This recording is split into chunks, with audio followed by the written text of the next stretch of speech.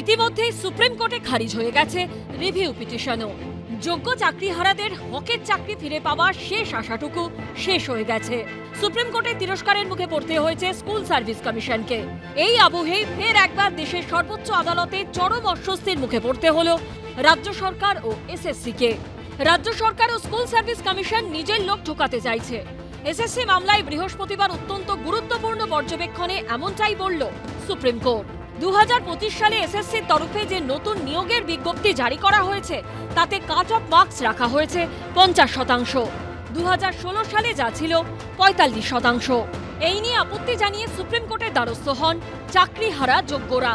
বৃহস্পতিবার এরই প্রেক্ষিতে সুপ্রিম কোর্টের ডিভিশন বেঞ্চ নির্দেশ দেয় 2016 নিয়োগ প্রক্রিয়ার মাধ্যমে যেসব শিক্ষকরা নিযুক্ত হয়েছেন তারা 45% নম্বর নিয়েই নতুন নিয়োগ প্রক্রিয়ায় অংশগ্রহণ করতে পারবেন। বর্তমানে যারা স্কুলে কর্মরত সেই শিক্ষকরা স্নাতক এবং স্নাতকোত্তরে 45% নম্বর থাকলেই আবেদন করতে পারবেন। 2025-এর 50% কাট অফ মার্কসের নিয়ম এই প্রার্থীদের ক্ষেত্রে কার্যকর হবে না। এমনকি বৃহস্পতিবার সুপ্রিম কোর্ট এও নির্দেশ দিয়েছে যে ফর্ম ফিল আপের সময়সীমা 10 দিন বাড়াতে হবে।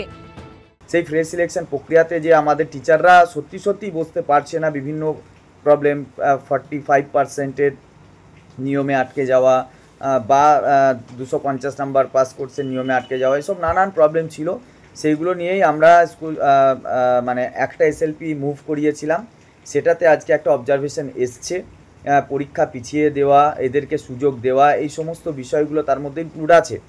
সুপ্রিম কোর্ট আগেই স্পষ্ট করে দিয়েছিল নতুন নিয়োগ প্রক্রিয়াতে অযোগ্যরা কোনোভাবেই অংশ নিতে পারবে না, অর্থাৎ তারা পরীক্ষা দিতে পারবে না।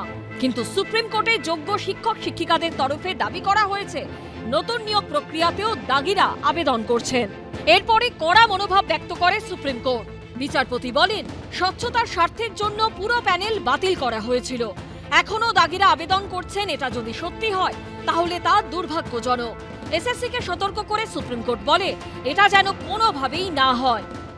যারা নিজের যোগ্যতায় 2016 সালে চাকরি পেয়েছে, সে যে ক্রাইটেরিয়া তখন নির্ধারিত হয়েছিল, ওনাদের অপদার্থতার জন্য, ওনাদের চুরির জন্য আজকে চাকরি হারা হয়েছে। সুপ্রিম কোর্ট নির্দেশ দিচ্ছে, তারপরেও কেন ওনারা সেই বিষয়ে সঠিক পদক্ষেপ নিচ্ছেন না? এর আগে 7 এপ্রিল নেতাজি ইন্ডোর স্টেডিয়ামে যোগ্য অযোগ্য প্রসঙ্গে মমতা বন্দ্যোপাধ্যায়ের মন্তব্য ঘিরে বিতর্ক তৈরি হয়েছিল। আগে যোগ্যদেরটা হয়ে যাক, বাদ বাকি যারা থাকবেন, যাদের অযোগ্য বলা হচ্ছে তাদের বিরুদ্ধে কি কি এভিডেন্স আছে আমি দেখব। সেকেন্ড পেজ, কাকে অযোগ্য বলেছে, কেন বলেছে, কি কারণে বলেছে, কোন এজেন্সি তদন্ত করেছে, কি কি কাগজপত্র আছে, টোটালটা দেখব। তারপরে তাদের নিয়ে আমি আলাদা করে মিটিং করে আমাদের কথা বলবো। মুখ্যমন্ত্রীর এই বক্তব্যের পর চাকরিহারা যোগ্যরা প্রশ্ন তুলেছিলেন, শুরু থেকে শেষ অবধি দাগিদের পাশে কেন দাঁড়ালো রাজ্য সরকার? কেন যোগ্যদের পরিবর্তে অযোগ্যদের নিয়ে সরকার চিন্তিত? এই অযোগ্যদের কথা ভাবতে গিয়েই তো আজকে আমরা যোগ্যদের সবাই মিলে ডুবেছি। উনি 17 মা অ17 মা সাজতে গিয়েছেন। উনি যদি স্ট্যান্ডটা আমাদের প্রতি ক্লিয়ার করতেন যে না, আমরা যারা আনটেন্টেড, যারা কোয়ালিফাইড, যারা জেনুইন, যারা যোগ্য, তাদের পাশে দাঁড়াবো, তাদের সঙ্গে দেবো, তাদেরকে যেভাবে বাঁচাবার চেষ্টা করব, তাহলে কিন্তু আজকে এই পরিণতি হতো না। বরাবর রাজ্য সরকার উদাসীনতা দেখিয়েছে। ওনারা যোগ্যদের থেকে অযোগ্যদের পাশে দাঁড়ানোর চেষ্টা করেছেন। শুধু আমাদের হৃদয় ভাঙছে না, সরকারি শিক্ষা ব্যবস্থা ভেঙে শেষ হয়ে যাচ্ছে। হাইকোর্ট থেকে সুপ্রিম কোর্ট, নিয়োগ দুর্নীতির সামনে আসা থেকে শুরু করে রিভিউ পিটিশন খারিজ, যোগ্য অযোগ্য নিয়ে বিতর্ক এখনো শেষ হলো না। দেখুন, সরকার দাগিদের সংরক্ষণ দেবে, সেটাই স্বাভাবিক। তার ফলে শুধু দাগিদের পরীক্ষায় বসার মাধ্যমে যে বিক্রির চাকরি, তাতে বৈধতা দেওয়াও না। আপনারা দেখছেন যে স্কুল, কলেজ বিশ্ববিদ্যালয়ের ভর্তি, অর্থাৎ উচ্চশিক্ষা, ডাক্তারি, ইঞ্জিনিয়ারিং পড়ুয়াদের ভবিষ্যৎ নিয়েও এই সরকার ছিনিমিনি খেলতে পিছপা হচ্ছে না। এটা সম্পূর্ণ একটা প্রশাসনিক বিষয়, আইনি বিষয়। সুপ্রিম কোর্ট দেখছেন, এসএসসি বা কনসার্ন বিভাগ দেখছে। এখানে এখনই কোনো রাজনৈতিক মন্তব্য করব না। রিভিউ পিটিশন, অনেকে বলছেন যে এই রিভিউ পিটিশনের আশার বেলুনটা ফোলানো হয়েছে, যার কিন্তু ভিত্তি খুব দুর্বল। কেন আমি জানি না, ফিরদৌসের কাছে পরিসংখ্যান থাকবে কি না। আমার প্রথম এবং প্রধান প্রশ্ন, শতাংশ রিভিউ পিটিশনে মূল রায়টা পরিবর্তিত হয়? দেখুন, রিভিউয়ের স্কোপ অত্যন্ত লিমিটেড। আপনি যে এই পার্সেন্টেজ আমার কাছে জানতে চাইলেন, সত্যি আমি পার্সেন্টেজ নিয়ে আসিনি। কিন্তু আপনি যদি রিভিউ কখন হয়, error on the face of the record. এই ক্ষেত্রে কি এরর রয়েছে বলুন তো আমার এই জাজমেন্টটা আপনি যদি ভালো করে পড়েন তাহলে দুটো অংশ পাবেন। এক, যারা দুর্নীতি সরাসরি করেছেন তারা দুর্নীতিগ্রস্ত শিক্ষক বা শিক্ষাকর্মী, আর এক দল হচ্ছে এই প্রাতিষ্ঠানিক দুর্নীতির শিকার, যেগুলোর সম্পর্কে আদালত বারবার চেয়েছে, কলকাতা হাইকোর্ট, সুপ্রিম কোর্ট, যে বলো এক্সাক্ট নাম্বারটা কত, যারা হচ্ছে বৈধ, যোগ্য এবং বৈধ সেই সংখ্যাটি বলতে পারেননি। সংখ্যাটি কোন সংখ্যা বলেছেন, যে এখনো পর্যন্ত এতজন অযোগ্য অবৈধ হিসেবে চিহ্নিত করতে পারলাম, কিন্তু এর বাইরের সংখ্যাকে আমি একেবারে যোগ্য এবং বৈধ বলতে পারছি না। এর ফলে কি হয়েছে, যে প্রাতিষ্ঠানিক দুর্নীতি সেটা প্রতিষ্ঠা পেয়েছে এবং প্রতিষ্ঠানগুলো প্রশাসনিকভাবে ব্যর্থতা দেখিয়েছেন এইগুলোকে আইডেন্টিফাই করতে। আমি সমীরদার দিক থেকে একটা প্রশ্নে যাই, এতদিন পর সমীরদা এসেছেন। আমি বলছি যে ধরো মুখ্যমন্ত্রী 7 তারিখের মঞ্চ থেকে কি বলেছিলেন, যে আমার plan A, plan B, plan C, plan D আছে। আইনি মানে আমি বলছি, তুমি যেটা বললে সেটা আমি প্ল্যান এ ধরলাম, বি, সি, ডি এর কোনো সংস্থান আছে কোনো? দেখুন, মানে আমি বলছি এদের রিলিফ দেওয়ার ক্ষেত্রে কোনো আস্তিনের তাস সরকারের কাছে থাকা সম্ভব? দেখুন, আমি যখন এই মামলাগুলো শুরু হয় তখন প্রাথমিকভাবে একটি কথা বলেছিলাম, যে আপনি পৃথিবীর সেরা আইনজীবী এবং সেই আইনজীবীর মাথায় পৃথিবীর সমস্ত মানুষের বুদ্ধিকে একসঙ্গে ঢুকিয়ে দিন, কোনো যুক্তিতেই সাদা খাতা ভর্তি খাতা হবে না। খুব সাধারণ কথা, আপনি ফ্যাকচুয়ালি আপনি চুরি করেছেন, সাদা খাতায় 0 পেয়েছে, তাকে 53 করেছেন, কোন আইনি যুক্তিতে, কোন আইনজীবী আইনি যুক্তিতে সাদা খাতাকে ভর্তি খাতা হিসেবে প্রমাণ করবে বলুন তো? আইনেই তো আছে 1 বছরের বেশি আপনি ওই মার্কশিট রাখতে পারবেন না, সেটাকে রাজ্যের আইন, সেটা তো আইনেই আছে না, সেটা রাজ্যের আইন।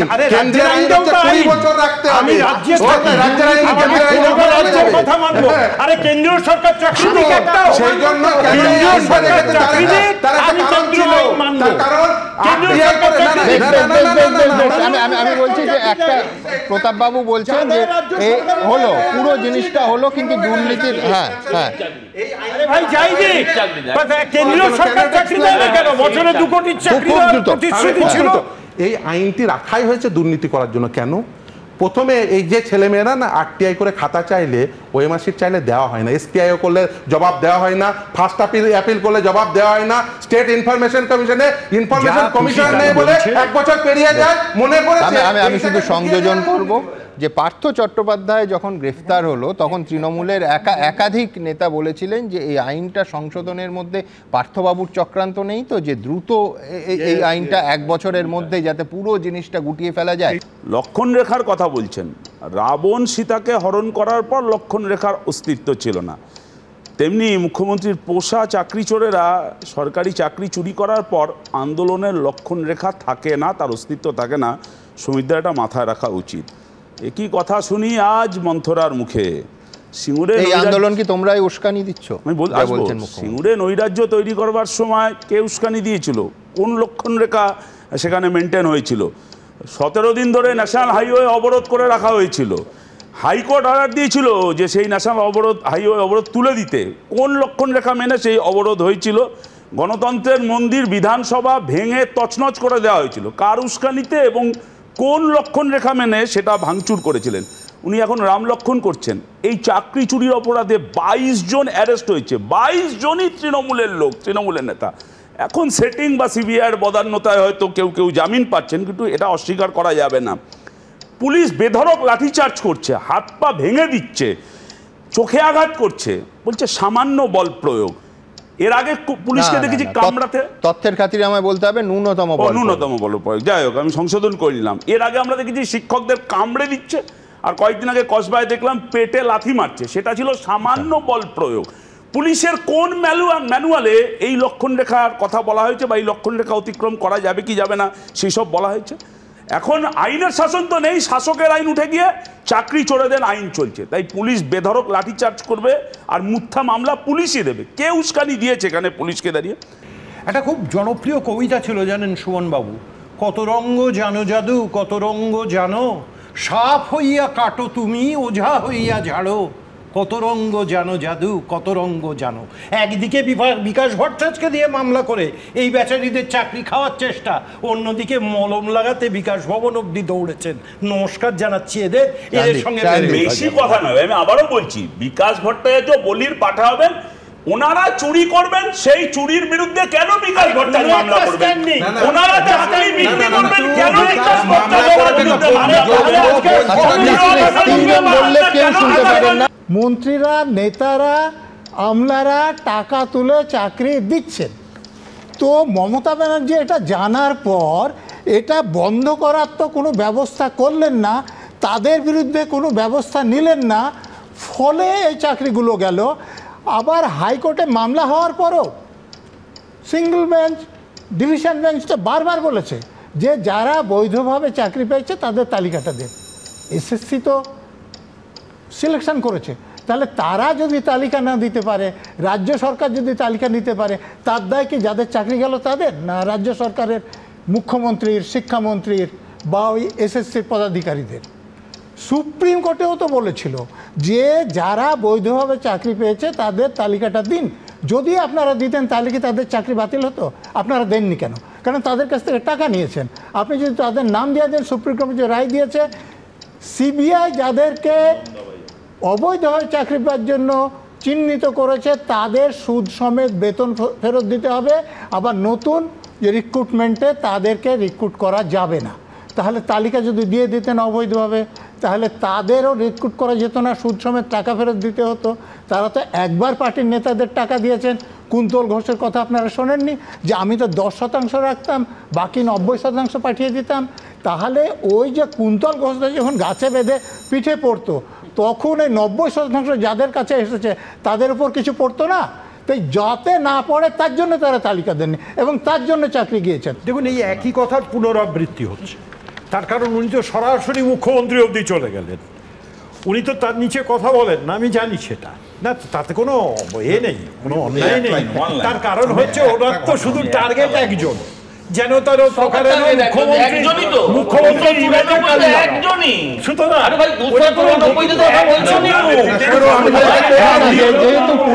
যেহেতু দেখুন এটাই মুশকিল যে যেহেতু আমি যাচ্ছি নজরুলদা, একটাই প্রশ্ন করব, এই রাজ্যের শাসক দলের সর্বোচ্চ নেত্রীকে, এই রাজ্যের মন্ত্রিসভা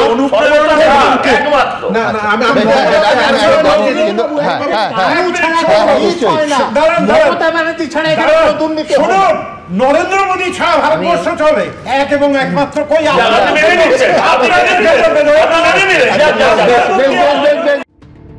একদিকে যখন স্কুল সার্ভিস কমিশনকে তীব্র ভৎসনা করল সুপ্রিম কোর্ট, তখন 2016 এসএসসির গ্রুপ সি মামলায় আলিপুরে সিবিআই এর বিশেষ আদালতে বিস্ফোরক দাবি করল কেন্দ্রীয় তদন্তকারী সংস্থা।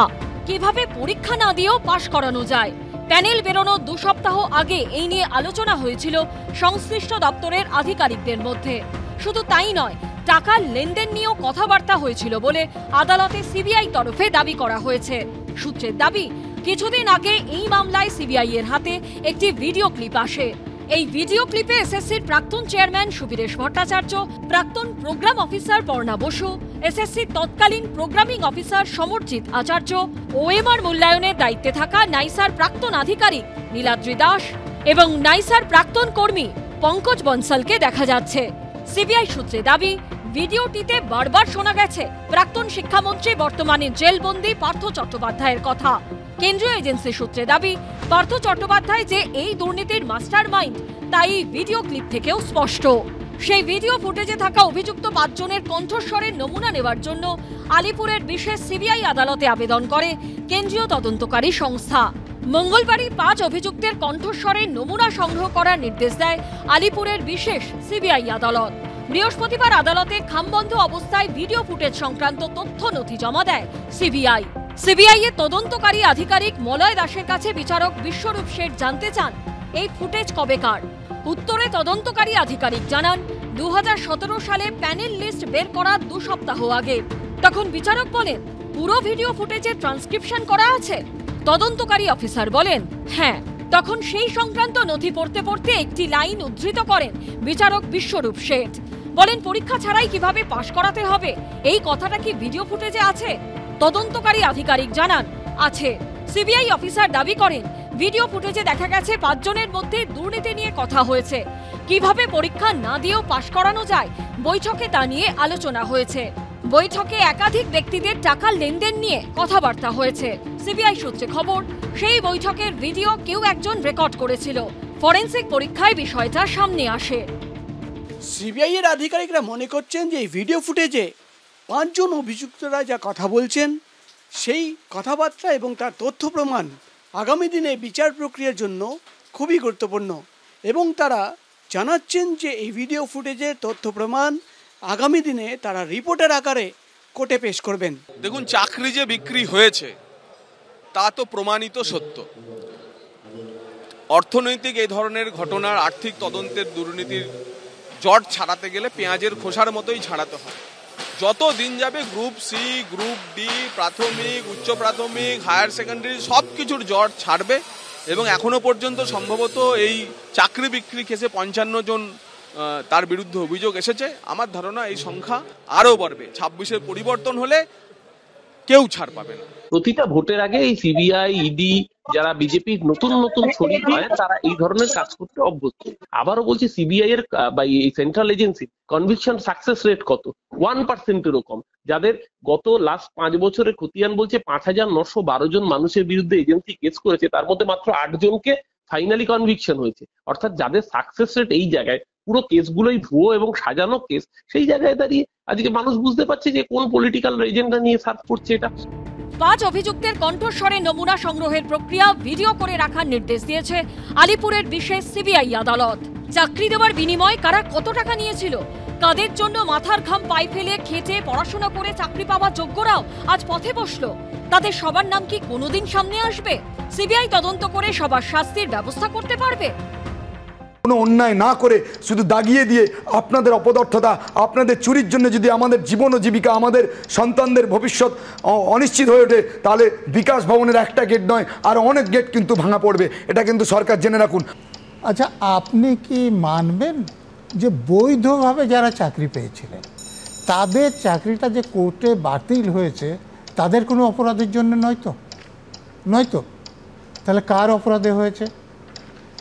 রাজ্যের পুলিশের লোকেরা যার অধীনে কাজ করেন, সেই পুলিশ মন্ত্রী, তিনি মুখ্যমন্ত্রী, তার শিক্ষামন্ত্রী এবং তাদের অধীনে এসএসসি বা এইসব সংস্থার যারা পদাধিকার ছিলেন, তারা কোটি কোটি টাকা ঘুষ খেয়ে অবৈধভাবে কিছু লোককে নিয়োগ করেছিলেন। যদি নিয়োগ না করতেন তাহলে হাইকোর্টে মামলাই হতো না। আবার হাইকোর্টে মামলা হওয়ার পর high court single bench, division bench যখন বারবার বলেছেন যে বৈধভাবে কারা চাকরি পেয়েছে, অবৈধভাবে কারা চাকরি পেয়েছে, তালিকাটা দিয়ে দিন।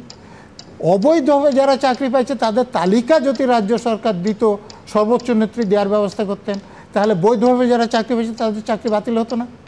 সুপ্রিম কোর্টেও যদি তারা তালিকাটা দিতেন তাহলে বৈধভাবে যারা চাকরি পেয়েছে তাদের চাকরি বাতিল হতো না। যোগ্য বৈধ পথে চাকরি যারা পেয়েছেন এবং যারা চাকরি করছেন শিক্ষক মহাশয়, তাদের যে প্রধান দাবি কালকে ছিল, আমরা এটা বারবার করে দেখছিলাম, সেটা হচ্ছে ফের যোগ্যতা অর্জনের পরীক্ষায় আমরা বসবো না। এটা হচ্ছে মূল দাবি ছিল। ব্যাপারটা হচ্ছে যে ফের যোগ্যতা অর্জনের পরীক্ষায় বসতে না পর্ষদ, না রাজ্য, না এসএসসি কেউ কিন্তু বলেনি।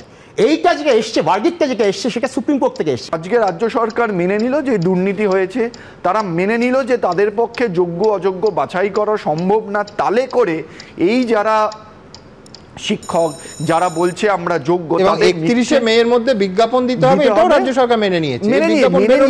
নিজেরা বলেছে, আপনি যদি দেখেন তারা বলেছে যেদিন রায় বেরোল, এটা খুব ইম্পর্টেন্ট, কেউ অন্যটা জেনেও হয়তো বলছেন না, 3রা এপ্রিল সুপ্রিম কোর্টের রায় বেরিয়েছে। 3রা এপ্রিলই শিক্ষা দপ্তরের সচিব স্কুল সার্ভিস কমিশনের চেয়ারম্যানকে বলছে সুপ্রিম কোর্টের রায় মেনে আপনারা নতুন পরীক্ষা নেওয়া দ্রুত ব্যবস্থা গ্রহণ করুন।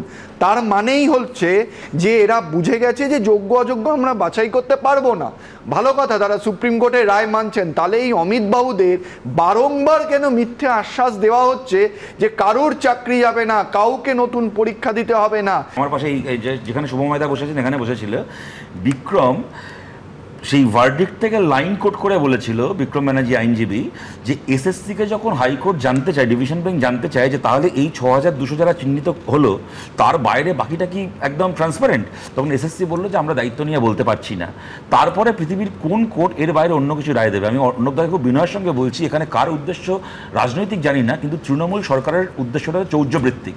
আপনারা চৌর্যবৃত্তিক উদ্দেশ্যের জন্য ছেলেমেয়েগুলোকে মাথায় বসিয়েছেন। আমি বলছি যে একটু এগুলো এখনো তিনজন বলার সুযোগ পাননি। হ্যাঁ, আপনারা দেখিয়েছেন যে বর্তমানে যিনি এসএসসি চেয়ারম্যান ছিলেন তিনি বলেছেন যে এর বাইরে কেউ অবৈধভাবে চাকরি পায়নি, এটা বলার মতো। এটা অন ক্যামেরা কলকাতা শহরের সমস্ত সংবাদপত্র ইনক্লুডিং আনন্দবাজার পত্রিকা বেরিয়েছে, বহুবার দেখিয়েছে। প্রথম বেআইনি কাজটা তৃণমূল কংগ্রেসের পক্ষ থেকে করা হয়েছিল, এই মন্ত্রীদের পক্ষ থেকে করা হয়েছিল। প্রথম বেআইনি কাজ ছিল চাকরি বিক্রি করা। দ্বিতীয় বেআইনি কাজটা সুপ্রতিম সরকার আপনি এবং আপনার বাহিনীর পক্ষ থেকে করা হয়েছিল, যারা কিনা চাকরি চোরদেরকে গ্রেপ্তার করার বদলে গ্রিন করিডোর করে চোর পার্থর বাড়িতে আর ওই অর্পিতার খাটের তলায় গ্রিন করিডোর করে চাকরি বিক্রির টাকা পৌঁছে দিয়েছেন। বেআইনি কাজগুলো আপনার মুখ্যমন্ত্রী, আপনার মন্ত্রী, আপনার মতো পুলিশ অফিসারদের পক্ষ থেকে করা হয়েছিল। আমার শেষ কথা সুমন দা এখানে বলছি, আমি বিশ্বাস করি তৃণমূল কংগ্রেসেরও সাধারণ সমর্থক যারা কালকে দেখেছেন তারাও শিউরে উঠেছেন এই ঘটনাগুলোকে দেখে। এখানেই আমার প্রশ্ন, এই যে অরাজনৈতিক আমরা অনেক শুনছি না, আরজি করের কথাও তুমি একটা রেফারেন্সে বললে, আর ওই অরাজনীতি খেলতে গিয়ে তার পরিণতি কি হয়েছে তাও আমরা জানি, সুতরাং আমি তার তুল্যমূল্য আলোচনায় যাচ্ছি না। কিন্তু আমি এইটা বলছি যে আজকে একটা সরকার এতটা স্বৈরাচারী হওয়ার আস্পর্ধাটা পায় কোত্থেকে, যখন তারা জানে যে ভাই আপনি পশ্চিমবাংলার সাধারণ জনগণ, আপনি আমাদেরকে দেখে আমাদের কাজ দেখে শিউরে উঠুন, আপনি ঘেন্না করুন, আপনি আমাদের বিরুদ্ধে রেগে উঠুন, যা করুন, আমার কাজ কলা। যে চাকরি হারিয়েছে তার দয়ায় নয়, যে চাকরি বেঁচেছে আমি তার দয়ায়, যে চাকরিটা বিক্রি করেছে আমি তার দয়ায় সামনের ভোটটা পার করে দেব।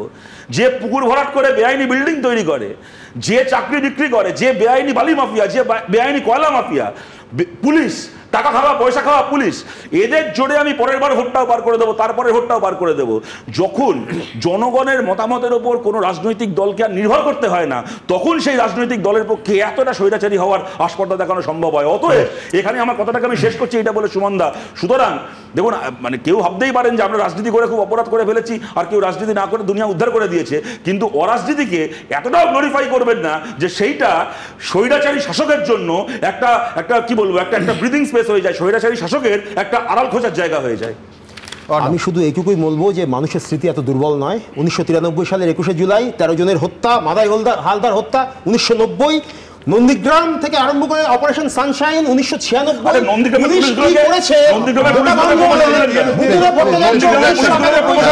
বিধানসভায় বলেছিলেন মানুষ জানে।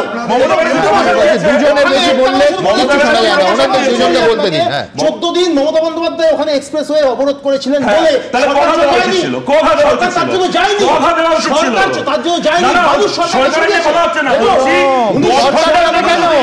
কিন্তু মমতা বন্দ্যোপাধ্যায় গণ আন্দোলন করতে গিয়ে সঠিক কাজ করেছিলেন, অসুবিধা নেই কিছুটাতে। হ্যাঁ, দেখুন বাড়ি থেকে নিজের প্রশ্নপত্র নিজে বানিয়ে এনে উত্তর দিলে হয় না। সরকার কেন পাল্টেছে তাই নিয়ে আলোচনা হচ্ছে না। ভালো হচ্ছে সরকার পাল্টেছে, মানুষের অধিকার, মানুষ সরকারকে পাল্টে দিয়েছেন। প্রশ্ন হচ্ছে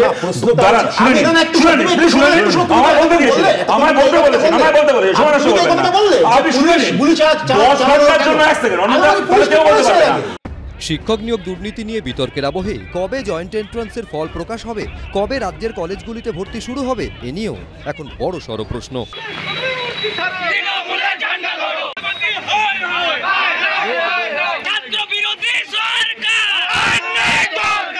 রাজপথে ছাত্র রাজনীতির উত্তাপ। আরএসএস এর ছাত্র সংগঠন এবিভিপি ডিএম অফিস অভিযান ঘিরে ধুন্ধুমার পরিস্থিতি তৈরি হলো বাঁকুড়া শহরের আইজি অফিস মোড়ে।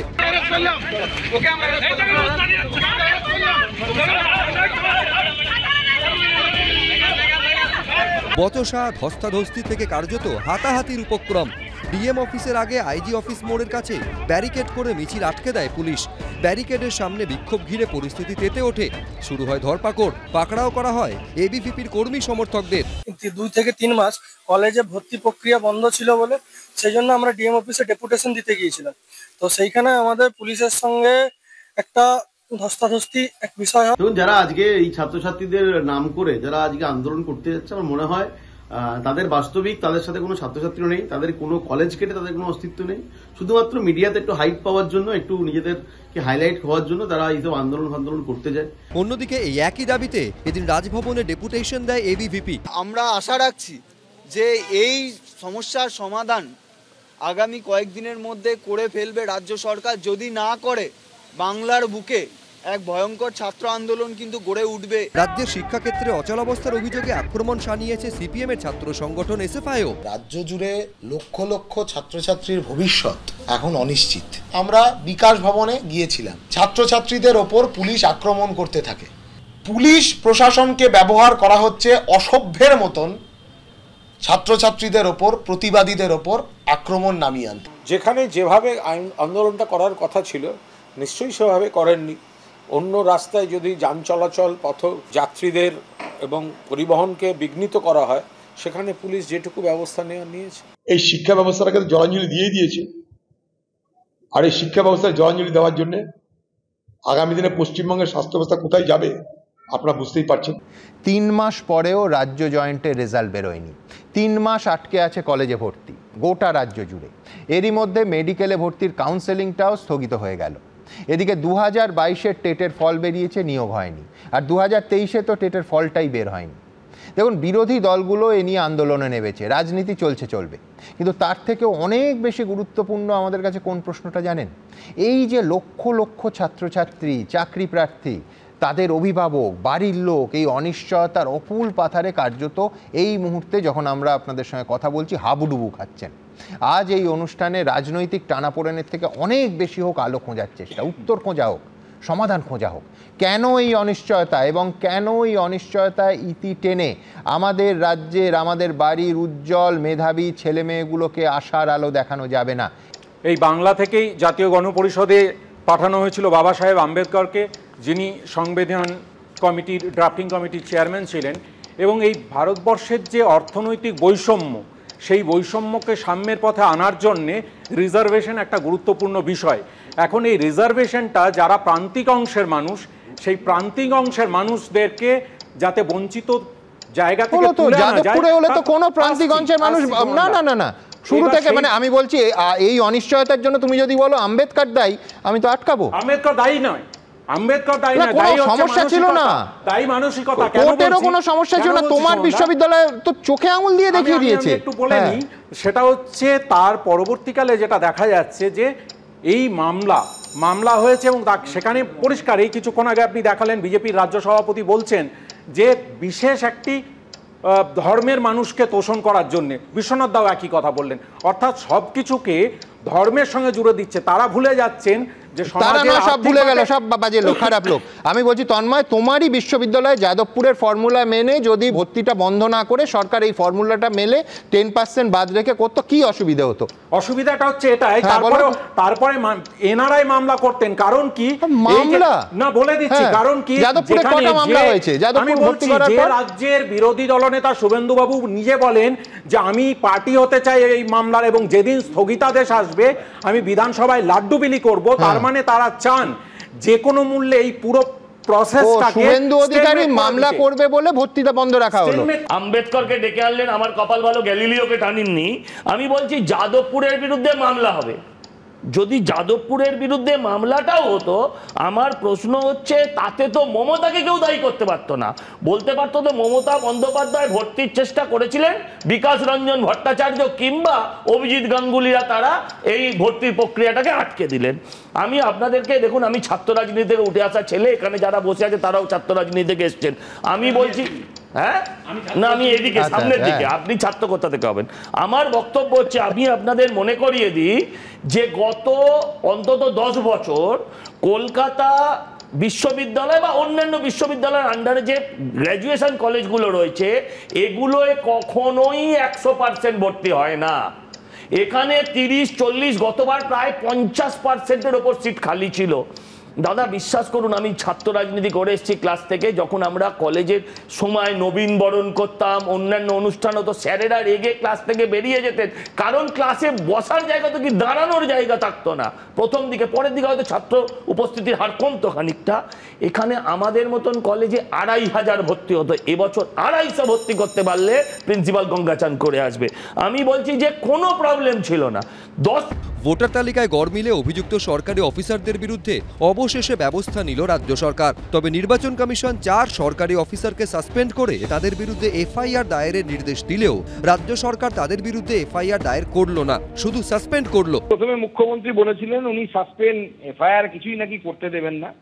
তারপরে রাজ্যের প্রধান আধিকারিক যিনি, তাকে নির্বাচন কমিশন, কেন্দ্রীয় নির্বাচন কমিশন ডেকে পাঠিয়েছিল। একটা ঠেলা খেয়েছেন, ঠেলার পর সাসপেনশন হয়েছে। আমার মনে হয় আর একটা ঠেলা খেলে পরেই এফআইআর পর্যন্ত পৌঁছে যাবেন। নির্বাচন কমিশন তারা নিজেদের পক্ষপাতিত্ব তো করছেই, আমরা জানি, কিন্তু এই যে আমাদের মুখ্য সচিবের যে হিম্মতটা দেখাতে পারলো, সেটা মুখ্য সচিবের বিষয় নয়, সেটা কিন্তু বাংলা মুখ্যমন্ত্রীর বিষয়। শুধুমাত্র ময়নার ক্যাজুয়াল ডেটা এন্ট্রি অপারেটরকে সাসপেনশনের পাশাপাশি তার বিরুদ্ধে এফআইআরও করা হয়েছে। সূত্রের দাবি, রাজ্য সরকারের তরফে নির্বাচন কমিশনকে চিঠিতে এমনই জানানো হয়েছে। প্রথমে বলে দিলেন মুখ্যমন্ত্রী আমরা কোনো ব্যবস্থা নেব না, নির্বাচন কমিশনের কোনো অধিকার নেই। তারপর যখন মুখ্য সচিবকে কান ধরে ডেকে পাঠালেন, তখন তিনি গিয়ে হাত জোর করে ক্ষমা চেয়ে বললেন হ্যাঁ ব্যবস্থা নিচ্ছি। আবার এখানে এসেই তিনি যে ব্যবস্থা নিলেন সে ব্যবস্থাটা কিন্তু পূর্ণাঙ্গ ব্যবস্থা নয়। একটা বেসিক জায়গা বুঝতে হবে, যতক্ষণ পর্যন্ত না মডেল কোড অফ কন্ডাক্ট জারি হয় ততক্ষণ পর্যন্ত নির্বাচন কমিশন কার্যত অ্যাডমিনিস্ট্রেটিভ সেটআপ চেঞ্জ করতে পারে না। খুব স্বাভাবিকভাবে যেটুকু করা হয়েছে সম্পূর্ণভাবে গণতন্ত্রের বেসিক স্ট্রাকচারকে মর্যাদা দিয়ে, নির্বাচন কমিশনের সাংবিধানিক জায়গাটাকে মর্যাদা দিয়ে করা হয়েছে। এর বাড়তি কিছু করতে গেলে নির্বাচন কমিশনকে আগে নিজের গায়ের দাগ তুলতে হবে। রাজ্য সরকারি অফিসারদের নিয়ে রাজ্য সরকারের সঙ্গে নির্বাচন কমিশনের টানাপোড়েনের সূত্রপাত 5ই অগস্ট। সেদিনই মুখ্য নির্বাচনী আধিকারিকের রিপোর্টের ভিত্তিতে ভোটার তালিকায় গড়মিলের অভিযোগে 2 জন ইলেকটোরাল রেজিস্ট্রেশন অফিসার বা ইআরও, 2 জন অ্যাসিস্ট্যান্ট ইলেকটোরাল রেজিস্ট্রেশন অফিসার বা এইআরওকে সাসপেন্ড করতে মুখ্য সচিবকে চিঠি দেয় নির্বাচন কমিশন। এই 4 জনকে সাসপেন্ড করতে এবং তাদের বিরুদ্ধে এফআইআর দায়ের করতে নির্দেশ দেয় কমিশন। এই 4 জন হলেন বারুইপুর পূর্বের ইলেকটোরাল রেজিস্ট্রেশন অফিসার বা ERO Debottam Dutta Chowdhury, assistant electoral registration officer বা এইআরও তথাগত মণ্ডল এবং ময়নার ইআরও বিপ্লব সরকার ও এইআরও সুদীপ্ত দাস। ময়নার ডেটা এন্ট্রি অপারেটর সুরজিৎ হালদারের বিরুদ্ধেও এফআইআর দায়ের করতে বলে কমিশন। এই 4 জনের মধ্যে ছিলেন 2 জন ডব্লিউবিসিএস অফিসার। মুখ্য সচিবকে পাঠানো নির্বাচন কমিশনের চিঠিতে বলা হয়, এই 4 জন সরকারি অফিসার ভোটার তালিকায় ভুলভাবে নাম তুলেছেন। তারা শুধুমাত্র ইআরও কিংবা এইআরও হিসেবে দায়িত্ব পালনেই ব্যর্থ হননি, অন্যের হাতে লগইন সংক্রান্ত তথ্য তুলে দিয়ে ডেটা সুরক্ষা নীতিও লঙ্ঘন করেছেন। এই চিঠির পর অফিসারদের বিরুদ্ধে রাজ্য সরকার কোনো ব্যবস্থাই নেয়নি। উল্টে অভিযুক্ত অফিসারদের পাশে দাঁড়িয়ে নির্বাচন কমিশনের বিরুদ্ধে সুর চড়ান মুখ্যমন্ত্রী। 2 জন ডব্লিউবিসিএস অফিসার ওনারা সাসপেন্ড করে দিল, ইলেকশনে ডিক্লেয়ার হয়নি। কি সাহস! এখন ইলেকশনের অনেক বাকি আছে, এখন থেকে কি ভেবেছেন এই এনআরসির নাম করে ব্যাকডোরে যাকে ইচ্ছা অফিসারদের ভয় দেখাবেন? অফিসারদের পাশে সরকার ছিল, আছে এবং থাকবে। 3 দিন পর 8ই অগস্ট একেবারে সময় বেঁধে কড়া চিঠি দিয়ে নবান্নের ওপর পাল্টা চাপ তৈরি করে নির্বাচন কমিশন। ফের মুখ্য সচিবকে পাঠানো চিঠিতে কমিশনের সচিব লেখেন, এই অফিসারদের বিরুদ্ধে ব্যবস্থা নেওয়া হয়েছে এমন কোনো চিঠি কমিশনের কাছে পৌঁছয়নি। চিঠিতে আরও লেখা হয়, কমিশনের নির্দেশ এই অফিসারদের বিরুদ্ধে প্রয়োজনীয় পদক্ষেপ নিন এবং 11ই অগস্ট দুপুর 3টের মধ্যে নির্দেশ পালন করা হয়েছে এই রিপোর্ট দিন।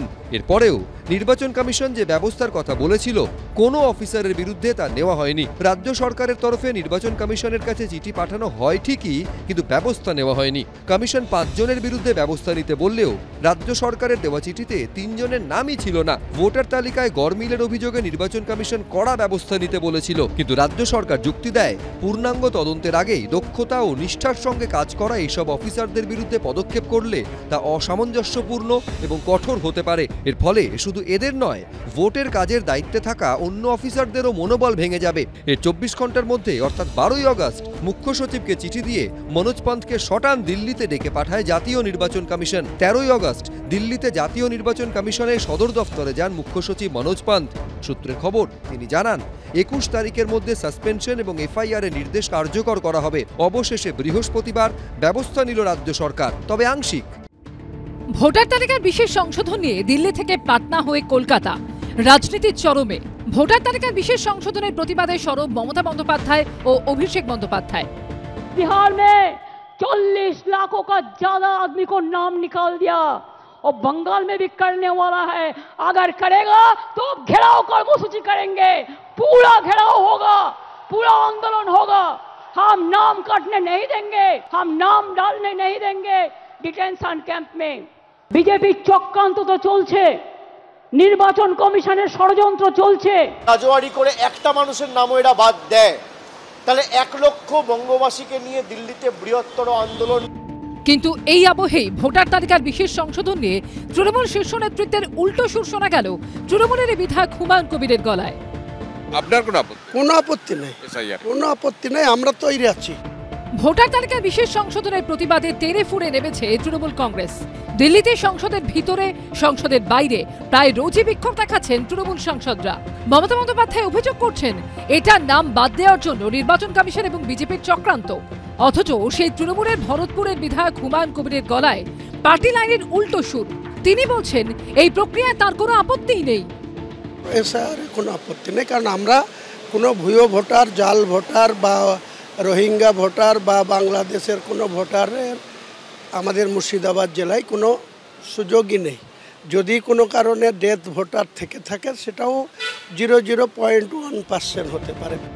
সম্প্রতি ভোটার তালিকার গরমিলের অভিযোগে এরাজ্যের 4 জন সরকারি অফিসারকে সাসপেন্ড এবং তাদের বিরুদ্ধে এফআইআর দায়েরের নির্দেশ দেয় নির্বাচন কমিশন।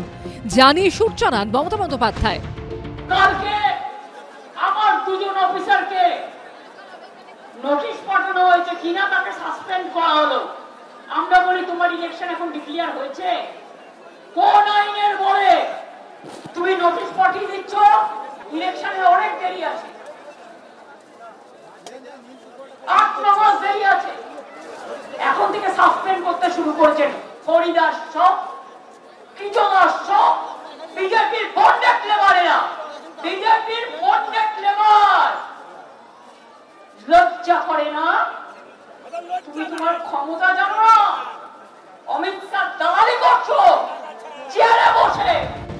অথচ তার দলের বিধায়ক হুমায়ুন কবির কার্যত নির্বাচন কমিশনের পাশে দাঁড়িয়েছেন। ইলেকশন কমিশন, ভারতের নির্বাচন যে কমিশনার, তারা সোসাইটির তো একটা বডি, অটোনমাস বডি। তিনারা ভারতবর্ষের যারা নাগরিক বা যাদের ভোটার লিস্টে নাম রয়েছে তাদের পুনরায় যাচাই করার জন্য সেখানে কোনো ভুল আছে কিনা, ভুয়ো ভোটার আছে কিনা, সেটা যাচাই করার জন্য যে কোনো পদক্ষেপ তিনারা করতে পারেন, সেটা তিনাদের অধিকার রয়েছে। কাজেই এসআইআর করলে আমাদের আপত্তি থাকার কিছু নেই। তৃণমূলের মধ্যেই 2 সুর নিয়ে খোঁচা দিয়েছে বিজেপি। হুমায়ুন বাবু যিনি কিনা ভয়ানক ভয়ানক মাঝে মাঝে সত্যি কথা বলেন, তিনি আরেকটা সত্যি কথা বলে ফেলেছেন একটু কম ভয়ানক, কিন্তু আসলে কেন বলেছেন, কিসের জন্য বলেছেন, সেটা একটা রাজনৈতিক ব্যাখ্যা পরে হয়তো আমরা পাবো। হঠাৎ এত ভালো কথা বলছেন কেন? ভূতের মুখে নাম রাম আর হুমায়ুন বাবুর মুখে এইসব এসআইআর এর পক্ষে বক্তব্য একই রকম শোনাচ্ছে। একেবারে জানে আইন চর্চা করেন, জানেন, কিন্তু আমি বলছি একেবারে আজকে খুব পরিষ্কার করে দিয়েছেন যে মেন অ্যাক্ট যেটা, অর্থাৎ রিপ্রেজেন্টেশন অফ পিপলস অ্যাক্ট 1950 যেটা, সেটা জনপ্রতিনিধিত্ব আইন অনুযায়ী একেবারে পরিষ্কার তিনি বলছেন gives power two election commission to conduct SIR, একদম ক্লিয়ার। তারপরে বলছেন we are hearing on the point whether the power is been used in proper way, অর্থাৎ নিঃসন্দেহে নির্বাচন কমিশন এসআইআর করতে পারে, কোর্ট শুধু দেখছে যে সেই ক্ষমতাটা সঠিকভাবে ব্যবহার হচ্ছে কিনা। আমি বলছি কি মানে অনেকে আজকে আর কালকের, আবার বলছি পর্যবেক্ষণ কোনোভাবে রায় নয়, অনেক সময় বড় তফাৎ হয়, কিন্তু দুটো যদি যোগ হয় তাহলে তো মানে আমি বলছি একটু ঝুঁকি নিয়েই বলবো যে দাঁড়িপাল্লা তো নির্বাচন কমিশনের দিকেই ঝুঁকে আছে। দেখুন, আমি আমার যে আইনি ব্যাখ্যা সেটা হচ্ছে আন্ডার সেকশন 21 সাবসেকশন 3, যখনই একটি মানে সাবসেকশন শুরু হয় নট হুইচ স্ট্যান্ডিং বলে আমাদের আইনি পরিভাষায় বলে, ওটা নন অবস্ট্যান্টেড ক্লজ, মানে ওর ওভার রাইডিং ইফেক্ট আছে অন্যান্য সেকশনের তুলনায়, অর্থাৎ ওটা হচ্ছে ওভার রাইডিং ইফেক্ট আছে। এবং সেখানে বলা আছে ইলেকশন কমিশন যে কোনো সময় একটা কনস্টিটিউয়েন্সিতে রিভিশন করতে পারে, রিজনটা রেকর্ড করে। ফলে ইলেকশন কমিশন রিভিশন করতে পারে, এই নিয়ে অন্ততপক্ষে আমার মনে কোনো প্রকার সন্দেহ নেই এবং আমার ধারণা সুপ্রিম কোর্ট সে কথাই বলবে। ইলেকশন কমিশনের রিভিশনাল পাওয়ার নিয়ে কেউ চ্যালেঞ্জ করছে না, চ্যালেঞ্জ যেটা করছে সেটা হচ্ছে প্রসিডিওর নিয়ে। তার কারণ প্রসিডিওর যেটা হয়েছে সেটা এই যে বললাম, উদাহরণগুলো দিলাম, যে বিহারের ক্ষেত্রে যেটা হয়েছে ডাটা খুব ক্লিয়ার, যে ডাটা থেকে পরিষ্কার হয়ে যাচ্ছে যে প্রসিডিওরটা সঠিক অ্যাডপ্ট করা হয়নি। এই প্রসিডিওরাল অ্যাডপশনের ক্ষেত্রে ইলেকশন কমিশনের যে ল্যাকুনা, সেই ল্যাকুনাটিকে বন্ধ করতে হবে। এবার একটা কথা বলি, দেখুন ইলেকশন কমিশন রিভিশন করছে, এর মধ্যে নতুনত্ব কিছু নেই, কিন্তু ইলেকশন কমিশনের এক হচ্ছে টাইমিং, দ্বিতীয় হচ্ছে যে প্রসিডিওর যখন আপনি করছেন তখন এই প্রপার প্রসিডিওর ফলো করবেন। তার কারণ রুলসে, মানে ইলেকশন কমিশন অ্যাক্টের কথা বলেন, রুলসে কিন্তু রিভিশনের কিভাবে রিভিশন করবে সেটা বলা নেই, এটার প্লেনারি পাওয়ার একদম সম্পূর্ণভাবে ইলেকশন কমিশন। এই যে প্রসিডিওরালের ক্ষেত্রে ইলেকশন কমিশন আরো বেশি, এইটা আমাদের রাজ্যের পক্ষে অত্যন্ত গুরুত্বপূর্ণ। তার কারণ আজকেই কিন্তু সুপ্রিম কোর্ট মাননীয় বিচারপতি সূর্যকান্ত একেবারে বলেছেন বিহারের ক্ষেত্রে যা হবে বাংলার ক্ষেত্রেও তাই হবে, স্থানীয় পরিস্থিতির ওপর নির্ভর করে কিছু পরিবর্তন আসতে পারে, কিন্তু এসআইআর পশ্চিমবঙ্গে হচ্ছেই। সুপ্রিম কোর্টের মাননীয় বিচারপতির কথা এটা কিন্তু খুব স্পষ্ট। আমি এইবার একেবারে সরাসরি টাইম নিয়ে আসব। বিহারের ক্ষেত্রে একটা বড় তফাৎ হচ্ছে, সমস্ত বিরোধীরা একযোগে অভিযোগ করেছেন যে যথেষ্ট সময় দেয়া হয়নি। পশ্চিমবঙ্গের ক্ষেত্রে সেই সময় কি আছে? সেই সময় পশ্চিমবঙ্গের ক্ষেত্রে কি দেয়া হবে? ঠিক এইখানে আসছি, তাহলে কবে আমাদের রাজ্যে এসআইআরের কাজ, যদি এসআইআর হয় সুপ্রিম কোর্টের যা ইঙ্গিত, কবে শুরু হবে? অর্থাৎ যা দাঁড়ালো সেটা হচ্ছে 8ই আগস্ট পশ্চিমবঙ্গের সিইও রাজ্যকে চিঠি দিয়ে জানিয়ে দিয়েছেন যে আমরা এসআইআরের জন্য তৈরি। আজকে অভিষেক মনু সিংভি এটা শুনেই কেউ ভাববেন যে রাজ্যের তরফে দাঁড়িয়েছিলেন, একেবারেই নয়, আরজেডির তরফে তিনি দাঁড়িয়েছিলেন। তিনি বলছেন, সুপ্রিম কোর্টকেই বলেছেন, যে অবশ্য হোয়াট আই আন্ডারস্ট্যান্ড বলেছেন যে এসআইআর পশ্চিমবঙ্গে হবে ডিসেম্বর মাসে। তার সঙ্গে যোগ করেছেন যে বিহারে যেমন তাড়াহুড়ো হয়েছে পশ্চিমবঙ্গে যেন না হয়। পাশাপাশি জাস্টিস সূর্যকান্ত একেবারে স্পষ্ট বলেছেন যে বিহারের ক্ষেত্রে যা হবে বাংলার ক্ষেত্রেও তাই হবে, স্থানীয় পরিস্থিতির ওপর নির্ভর করে কিছু ছোট পরিবর্তন হতে পারে, কিন্তু এসআইআর পশ্চিমবঙ্গে হবে। এটা অন্তত সুপ্রিম কোর্টের আবহ তাই ছিল। দেখুন, মানে উনি কি থেকে বুঝেছেন ডিসেম্বর সেটা আমি বুঝতে পারছি না, কারণ পুজো শেষ হয়ে যাচ্ছে অনেক আর্লি, নভেম্বর থেকেও শুরু হতে পারে। 6 মাস টাইম যে একটা যথাযথ টাইম, সেটাও ওখানে সুপ্রিম কোর্টে অভিষেক মনু সিংভি বলেছেন। এখন 6 মাস টাইম তাহলে ইলেকশনের আগে পেয়ে যাওয়াই যাবে, এবং সেক্ষেত্রে যদি ব্যাপক পরিমাণে বিএলও অ্যাপ্লাই করা হয়, এমপ্লয় করা হয়, যেটা করবে বলে ঠিক করেছে, এবং অলরেডি তাদের এমপ্লয়মেন্ট হয়ে গেছে, তারা শুরু করে দিয়েছে কাজ। যদি, কারণ আমি আমার বন্ধু বান্ধবদের দেখতে পাচ্ছি একটাই সমস্যা, সেটা হচ্ছে আমাদের রাজ্যে অস্থায়ী, মানে যেটা নির্বাচন কমিশনের স্থায়ী কর্মচারীর সংখ্যা আমাদের শূন্য পদ সম্ভবত 600। সুতরাং এই জায়গায় কিন্তু যে জায়গাতে ভয়ের বিষয়, মানে ডেটা এন্ট্রি ধরুন যারা করবেন তাদের যদি শূন্য পদ 600 হয়, তো কোথা থেকে ডেটা এন্ট্রি অপারেটর? মুখ্যমন্ত্রীও বলছেন যে তাদের উপর নজর রাখতে হবে, সুতরাং স্থায়ী কর্মী তো লাগবে। কেউ আর এখন ডেটা এন্ট্রি, এত চাকরির অভাব, কিন্তু তা সত্ত্বেও এতে আসতেই চাইবে না। কিন্তু যেখানে ভয়ের বিষয়, যখন বিরোধী দলনেতা চিৎকার করে বলেন যে কত কোটি কত লক্ষ বাদ যাবে, তখন কিন্তু একটা ভয়ের বিষয় হয়ে দাঁড়ায়। তার কারণ উনি কোথার থেকে জানতে পারছেন, উনি কেন এই প্রভাবিত করবার চেষ্টা করছেন যে এত কোটি লক্ষ, এত কোটি এত লক্ষ, এবং বারবার রোহিঙ্গা, মুসলমান,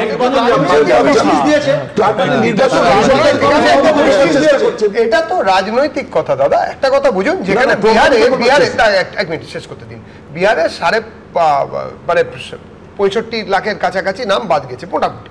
তো 65 লক্ষ নাম যেখানে বিহারে বাদ গেছে, এবং তারপরে বিহারে কেউ প্রতিবাদ করছেন না, অন্তত 13 দিন আজকে একজন প্রতিবাদ করেনি, বলতে দিন।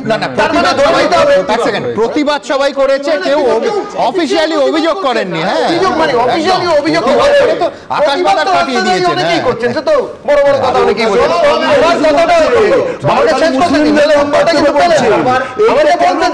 আমাকে বলতে দিন। বলছি যে যখন লিখিতভাবে কোনো অভিযোগ আসছে না 13 দিন পরে, তাহলে আমাদের এখন অন্তত আজকে রাত অবধি ধরে নিতে হবে। ঠিক আছে, হ্যাঁ, আমাদের ধরে নিতে হবে, না? ঠিক আছে, ঠিক সেরকম ওখানে যদি এইরকম হয়, তাহলে আজ এখানে যে পরিমাণ ভোট লুট হয়েছে, যত মামলা হয়েছে, এবং আমরা শুধু বিজেপি নই, যত বিরোধী আছে, কংগ্রেস, সিপিএম, যারা প্রধান বিরোধী দল যারা করেছে তাদের একই কথা। তাহলে ওটা যদি ব্রেকফাস্ট হয়, ওটা যদি ব্রেকফাস্ট হয়, তাহলে পশ্চিমবঙ্গে হবে আর মুসলমানরা বাদ যাবে, বাদ যাবে। আরে আমার কাছে যথাযথ নাগরিক মুসলমান হলে মাস ভোটার ঢোকানো হয়েছে। 97 বছরের কি কুজুর বিবি না কে ঢুকেছেন, আর হানিফা শেখ ঢুকেছেন হচ্ছেন 86 বছর বয়সে।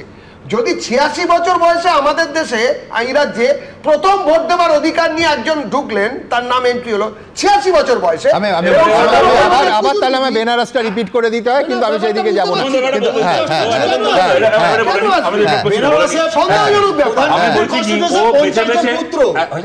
ও বেছে বেছে দুটো মুসলিম নাম বললাম, সোজা কথা বলছি। আবার শান্তনু ঠাকুরের ইস্যু করা মতুয়া কার্ডকে মাটিতে মারিয়ে যাদেরকে হরিয়ানা পুলিশ চ্যাংদোলা করে দিয়ে এসেছিল, সেই নামগুলো এখনো বলবেন। আমি একটা কথা বলছি, প্রথম কথা হচ্ছে অভিযোগ করছে না করছে তো, যে কথাটা শামীমদাও বলছিল, বিহারে যে প্রান্তিক মানুষের যাদের নামটা বাদ গেছে না, একদম বাস্তব কথা আমাদেরকে অ্যাকসেপ্ট করতে হবে। আজকে তোমার নাম বাদ গেলে যত বড় খবর হতো, একেবারে গ্রামীণ ক্ষেত মজুরের নামটা বাদ গেলে আমি বলছি তার কণ্ঠস্বরটাই গণতন্ত্র এমনি একটা বেসিক ভুল হচ্ছে। দাঁড়াও এক সেকেন্ড, আরে দাঁড়াও, ভুল এইখানে হচ্ছে যে এটা বিএলএদের কমপ্লেনের কথা আমি বলেছি। নাগরিকরা প্রচুর কমপ্লেন করছে, তুমি যাদের প্রান্তিক মানুষ বলছো তাদেরও একটা বড় অংশ কমপ্লেন করেছে অফিশিয়ালি বিএলএ। আমি তোমার কথা না, আমি বলছি দেবজিৎ দা যে কথাটা বারবার করে বলছি, আমি ওইটা ওর উত্তরে বলছি, ও এমন করে বলছে যে কোনো অভিযোগ উঠছে না, যেন যাদের নাম বাদ চলে গেছে তারা তো খুশি। আমি এটাই রিসিভ করলাম।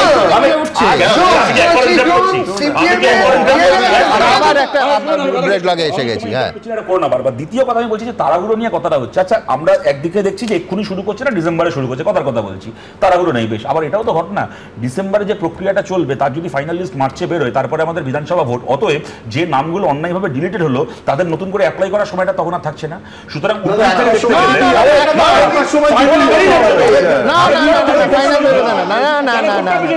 এটা নিয়মটা ভোট পিছবে, 1 মাস পিছবে, হতে পারে না 1 মাস।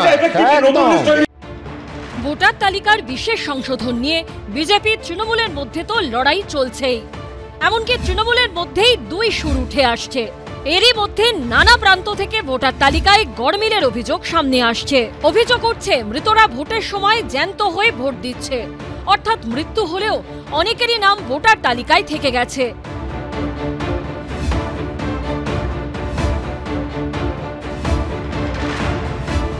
এবার এমনই ঘটনা সামনে এলো পূর্ব বর্ধমানের কাটোয়ার দাইহাটে। ইন্দ্রনাথ সান্যাল কোথায় আছে একটু আমাকে বলবেন, ডেকে দেবেন একটু? উপরে গেছেন, টাকা যাবে না, মৃত। ভুল আছে, উনি মারা গেছেন। সুনীল কুমার ঘোষ, ওনাকে ডেকে দেবেন একটু? উনি তো মারা গেছেন, এই 18 তারিখ হবে, অক্টোবরে 18 তারিখ 2 বছর হবে। এই তো সুনীল কুমার ঘোষ আমার স্বামী। বাড়ির পাশে শ্মশান ঘাট, সেথায় নাকি ভূতের ঠাট। তেঁতুল গাছে শাকচুন্নি দেখলে সে ছাপিয়ে ঝুনি। বাংলার লোককথা আর সংস্কৃতিতে ভূতের উপস্থিতি অনেক পুরনো। মেছো ভূত, গেছো ভূত, পেতনি, শাকচুন্নি, পিশাচ, ব্রহ্মদৈত্য, ভূতের কত না ভ্যারাইটি। আর তারাও নাকি রীতিমতো তিথি নক্ষত্র দেখেই মানুষের ঘাড়ে চাপে। কিন্তু ভোটের ভূত বোধহয় রাজনীতি জানে, তাই কোনো রীতিনীতির ধার ধারে না, ভোটার লিস্ট দেখলেই ঢুকে পড়ে।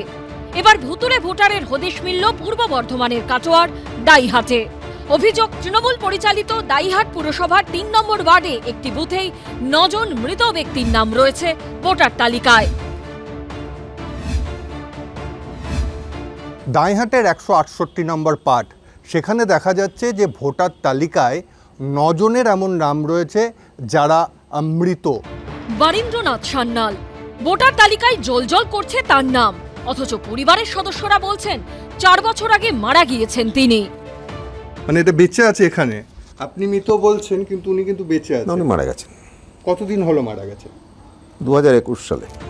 সুনীল কুমার ঘোষ, ভোটার তালিকায় তারও নাম জলজল করছে, অথচ স্বামীর ডেথ সার্টিফিকেট হাতে নিয়ে স্ত্রী জানাচ্ছেন প্রায় 2 বছর হতে চললেও বিধবা হয়েছেন তিনি।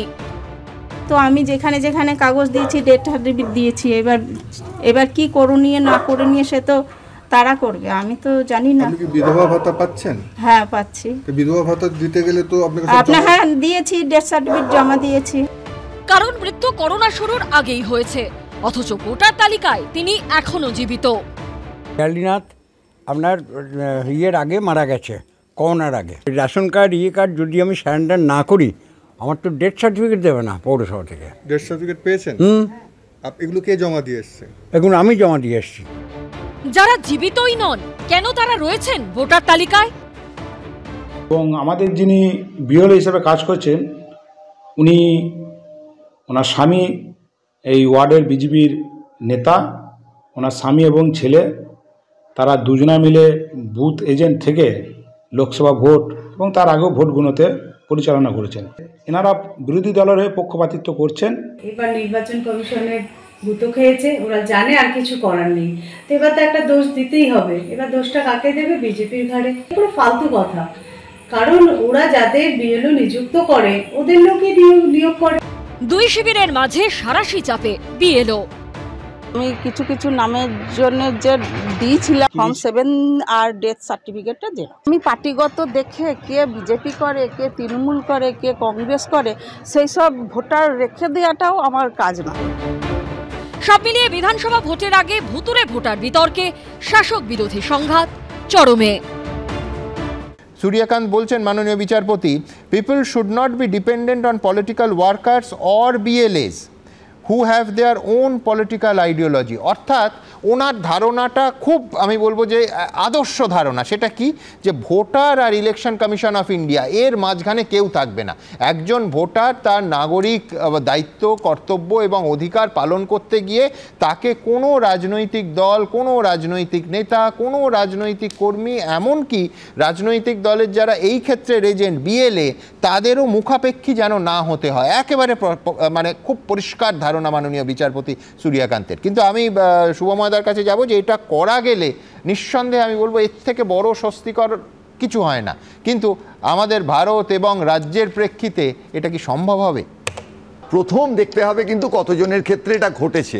ফিরদৌসবাবু যে সংখ্যাটা বললেন তাতে প্রায় ৬০-৭০ লক্ষর মধ্যে যদি মৃত ভোটারের সংখ্যা বাদও দিই, 22 লক্ষ যদি বাদও দিই, ৩০-৪০ লক্ষ যদি প্রত্যেকে গিয়ে চ্যালেঞ্জ করতে শুরু করেন তাহলে গোটা বিষয়টা কিন্তু ভেঙে পড়বে। এর কি যে সমাধান আমার অন্তত জানা নেই। ভোট পেছোবে না নতুন করে কি হবে।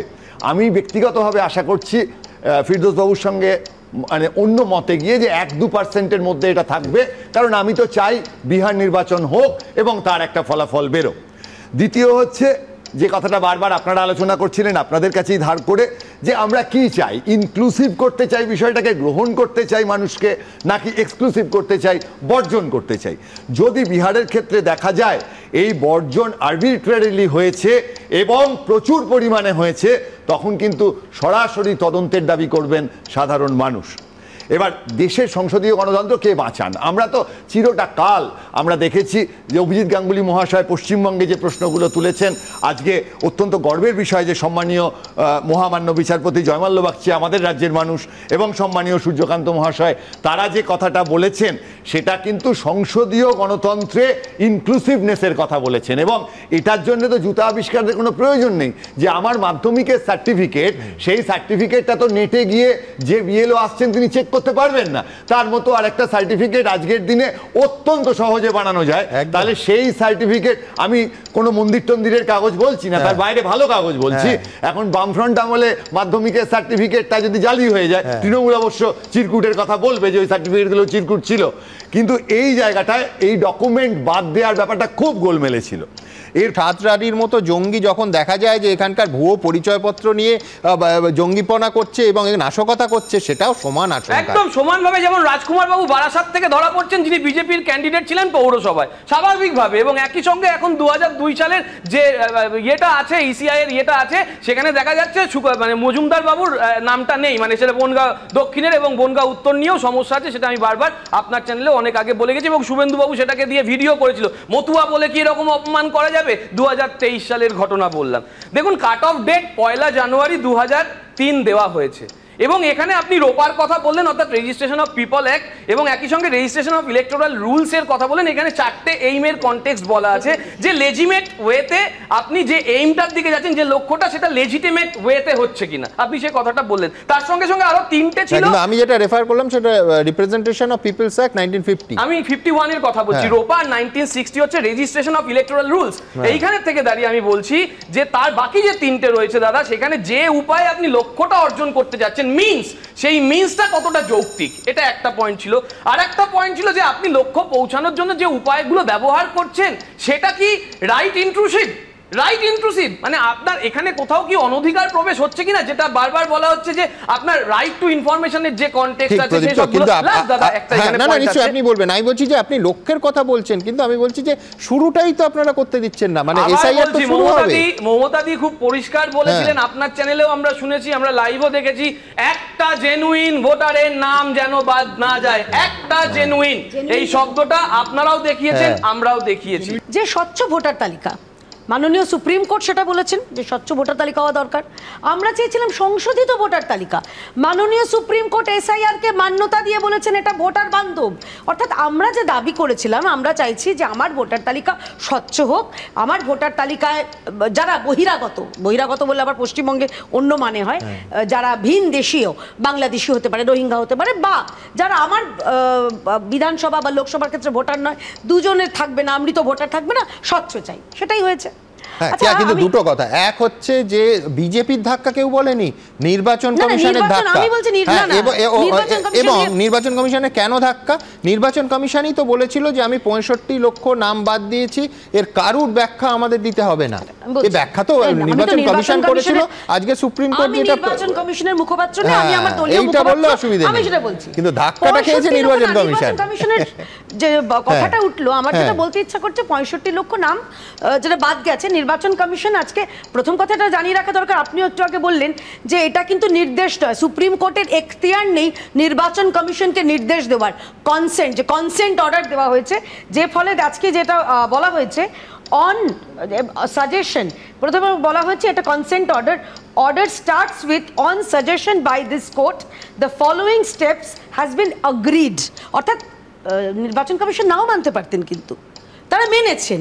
দেখুন ইলেকশন কমিশন কি বলেছিল, যে আধার ভোটার নেব না, তার কারণ এগুলো অত্যন্ত জাল হচ্ছে, বেশি রকম জাল হচ্ছে, সরকারি নথি জাল হচ্ছে বলে নথিটাই খারিজ হয়ে যাবে, এটা হতে পারে না। বারবার আইনজীবীরা বলেছেন যে কেস টু কেস বিচার করতে হবে। আমার এখানে প্রশ্নটাকে আরেকটু বড় করতে চাইব, সেটা হচ্ছে দেখুন আধার নাগরিকত্বের পরিচয় নয়, ফেয়ার এনাফ, সেটা পরিষ্কার, কিন্তু আধারটা আজকে মান্যতা পেল, পিরিয়ড, এটা নিয়ে কোনো তর্ক হতে পারে না।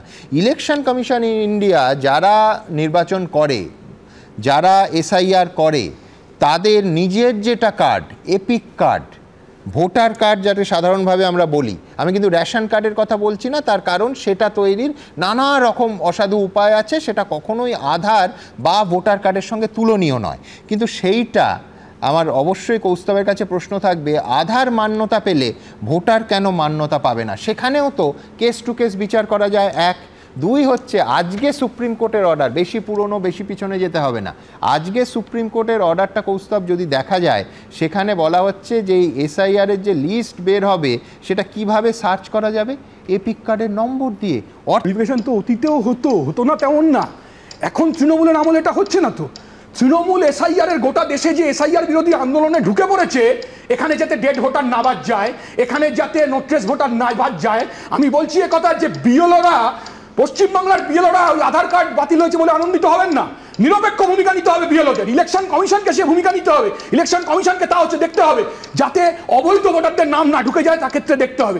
এর জন্য এসআইআর এর প্রয়োজন হয় না, এসআইআর করলেই আজ পার্মানেন্ট লেফট যে হয়ে গেছে সুমনদা, 80-90টা করে পার বুথে 80-90টা করে পার্মানেন্ট লেফট আছে, ডেড আছে, নোট্রেস আছে, তারা তো আধার কার্ড দিতেই পারবে না। এর সাথে আমি একটা কথা বলছি সুমনদা, কতবার লাইনে দাঁড়াবো? হ্যাঁ, কতবার ভারতবর্ষের জনগণকে লাইনে দাঁড়াতে হবে? আধার কার্ডের জন্য লাইন, ডিমনিটাইজেশনের জন্য লাইন, এপিক কার্ডের জন্য লাইন, এ তো লাইন দেওয়া সরকার করে দিয়েছে বিজেপি। আমি তো বলছি সুমনদা, আজকে 2002 সালের লিস্ট কেন দেখতে হবে আমাকে?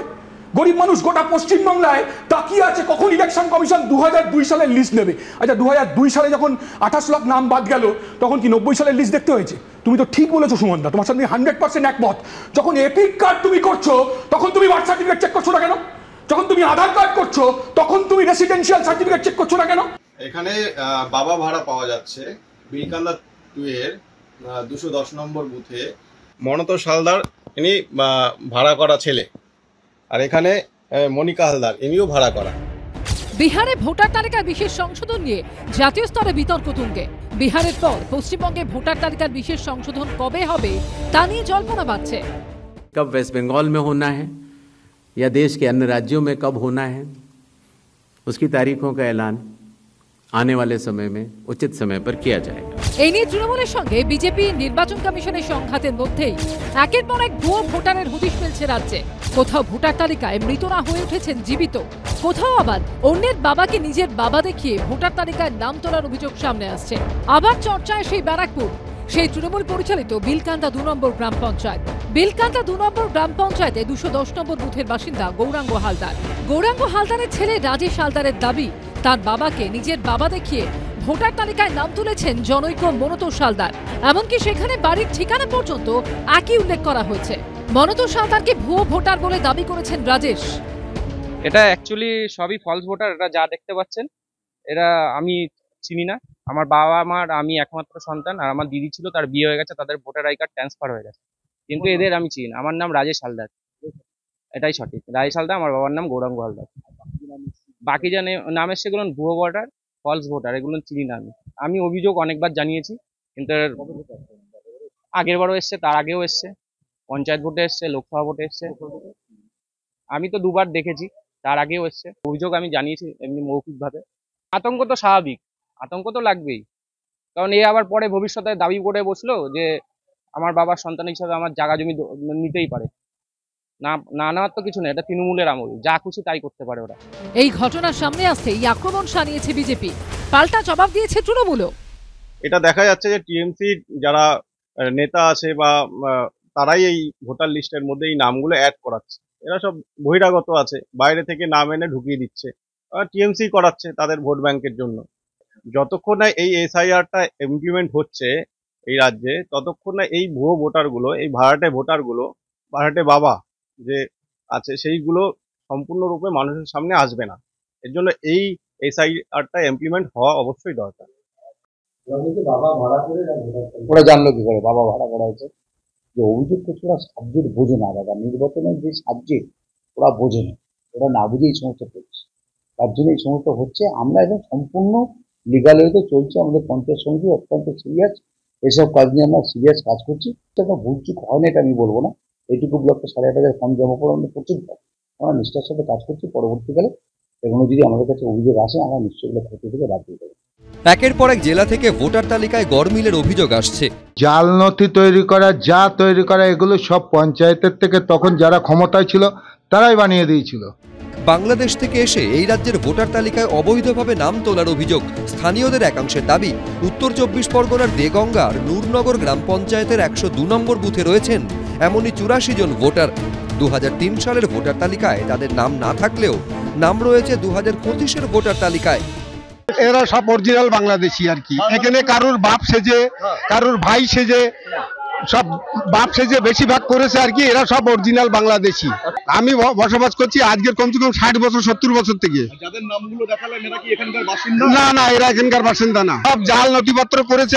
ইনি ঝর্ণা দত্ত। তার দাবি তিনি পশ্চিমবঙ্গে এসে দাদার পরিচয়পত্র দিয়ে ভোটার কার্ড তৈরি করেছেন।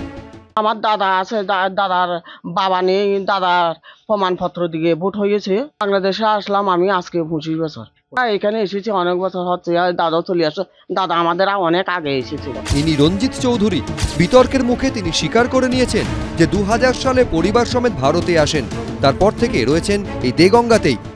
আমি বাংলাদেশ থেকে 2000 আসছি, ছেলেরও ওই সময় আছে, এখানে লেখাপড়া করছে এরা সবাই। ডকুমেন্ট তো এখানে ইয়া করা হয়েছে। 2000-এর জমি কিনছি, জমি দলিল শো করছে, তারপরে রেশন কার্ড আছে, প্যান কার্ড আছে। একই অভিযোগ উঠেছে দেগঙ্গার বাসিন্দা সঞ্জয় চৌধুরীর বিরুদ্ধেও। আমরা তো যখন বাংলাদেশ থেকে এসছি, আমাদের অনেক আগেই এসছি, সেই হিসেবে আমাদের এখানে পঞ্চায়েতের সদস্য তখন যারা ছিল, যারা অভিযোগ করছে, তারাই আমাদের বলেছে এই নথিগুলো দিলে আমাদের মোটামুটি সব এই ভোটার লিস্টে নাম উঠে যাবে। ঠিক আছে, এবার ওই নথিগুলো যারা অভিযোগ করছে তারাই বানিয়ে দিয়েছিল।